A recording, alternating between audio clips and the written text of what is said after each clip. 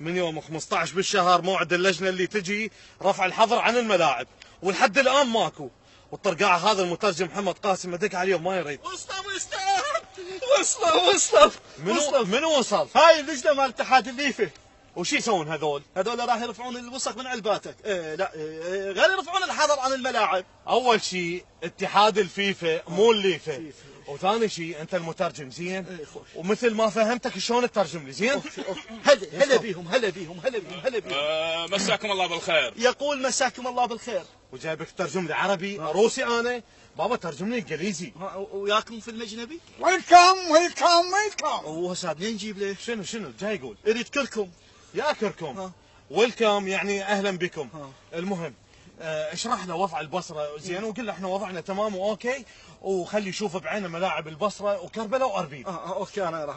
اكسكيوز مي هجي. اوقف. وينك هجي بالانجليزي؟ غير هو هجي، هو موجود الهجي بالانجليزي بس بالتقاعد. واللي يرحم والديك عندي سؤال. اقول الخضار اللي عندكم يعني مو اخضر ليش؟ صابين عليها مرقه.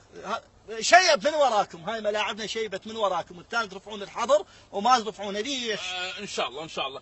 اقول شنو اللي زارعينه؟ هاي عندك هنا بخط التماس فجل، وبالدائره الوسطيه كراث، وبمنطقه الجزاء كرفس، غير ثيل. وشنو اللي يثبت هذا ثيل؟ اوقف هسه خابر لك على خروف يجي يروق. جغل